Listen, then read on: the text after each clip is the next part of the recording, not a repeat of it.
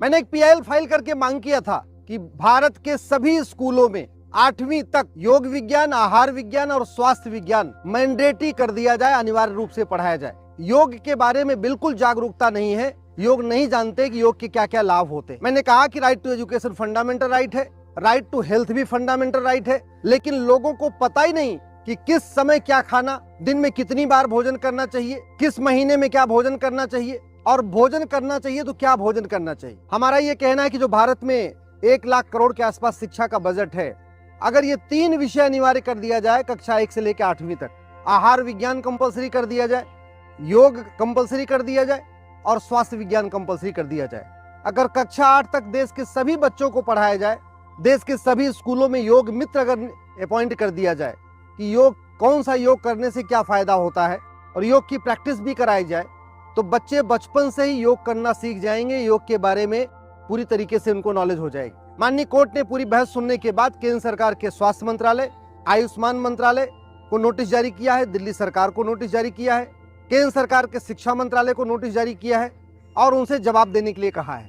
हजारों साल से भारत में योग की परंपरा रही है, पूरी दुनिया में योग दिवस मनाया जा रहा है। पहले भारत में जब तक गुलामी नहीं आई थी, मुगलों के पहले जितने भारत में गुरुकुल थे, सब में योग विज्ञान, आहार विज्ञान कंपलसरी था। बच्चों को सब पता होता था कि क्या खाना है, क्या नहीं खाना, कब खाना, कैसे खाना, चबा चबा के खाना, खड़े होके दूध पीना या बैठ के दूध पीना, खड़े होके पानी पीना कि कैसे पानी, ये सब कुछ स्कूलों में सिखाया जाता था। स्वास्थ्य विज्ञान कंपलसरी था, चिकित्सा विज्ञान कंपलसरी था, लेकिन वो सब बंद हो गया है और नतीजा ये है कि हर घर में कोई न कोई बीमार पड़ा हुआ है। इसी तरीके से स्वास्थ्य विज्ञान, क्या भोजन करने से कैसी शारीरिक स्थिति होती है, कैसी मानसिक स्थिति होती है, आहार का स्वास्थ्य पे क्या असर होता है, भोजन भी साल में एक जैसा नहीं होना चाहिए, किस महीने में क्या भोजन लेना चाहिए और आहार कब कब लेना चाहिए, भोजन कब कब लेना चाहिए, ये पूरा एक साइंस है, लेकिन हमारे बच्चों को नहीं पढ़ाया जाता। और इसका फायदा किसको होता है? फार्मा माफियाओं को। इसका पूरा फायदा किसको होता है? जो बड़ा बिजनेस कर रहे हैं बीमारी के कारण। इसका फायदा किसको होता है?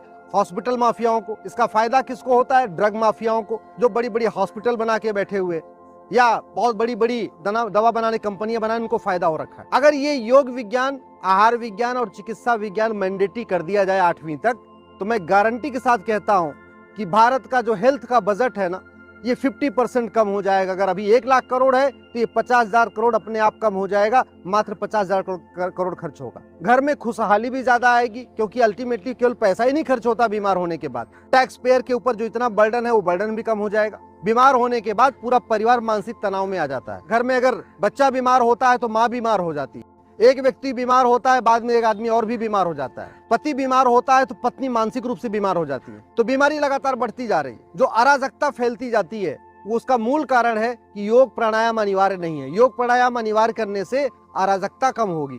योग विज्ञान को अनिवार्य करने से जब बच्चे योग करना करेंगे तो उससे जो है अपराध भी कम होगा। चूंकि योग अनिवार्य नहीं है तो बाद में बच्चे जो अपराधी प्रकृति के होते जा रहे हैं, अगर ये योग अनिवार्य हो जाए तो अपराध भी काफी कुछ कम हो जाएगा। इसका जो सबसे बड़ा फायदा होगा कि जब बच्चे शारीरिक रूप से स्वस्थ रहेंगे और मानसिक रूप से स्वस्थ रहेंगे तो बहुत सारी जो विकार हैं अपने आप दूर हो जाएंगे। लेकिन अल्टीमेटली पूरे भारत में अशांति फैली हुई है, इसलिए मैंने मांग किया कि right to health fundamental right है, राइट टू एजुकेशन भी फंडामेंटल राइट है, तो कम से कम कक्षा 8 तक, जहां तक right to education fundamental right, वहां तक हेल्थ के बारे में, हेल्थ साइंस जरूर पढ़ाया जाए, योग साइंस जरूर पढ़ाया जाए और फूड साइंस जरूर पढ़ाया जाए। कोर्ट ने भी कहा है कि मामला बहुत ही महत्वपूर्ण है, स्वाभाविक सी बात है, इसका लार्जर बहुत बड़ा फायदा होगा। गुरुकुल में चूंकि योग अनिवार्य है, स्वास्थ्य विज्ञान अनिवार्य है, आहार विज्ञान अनिवार्य है, तो वहां देखिए वहां के जो बच्चे निकलते हैं वो भारत से भी प्रेम करते हैं, माता पिता का भी सम्मान करते हैं, आस पड़ोस भी सबके साथ ठीक से रहते हैं।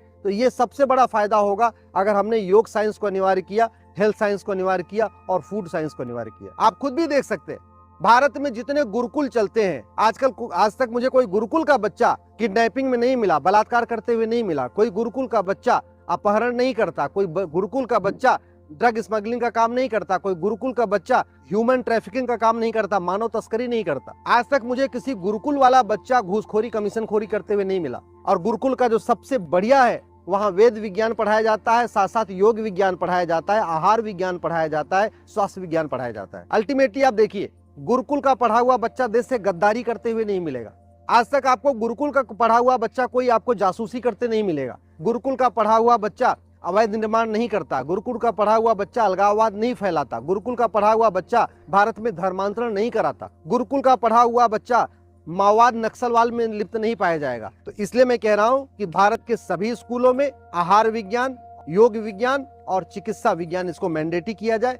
बजट भी कम होगा, देश का सब स्वस्थ रहेंगे, सब खुश रहेंगे, सबका विकास।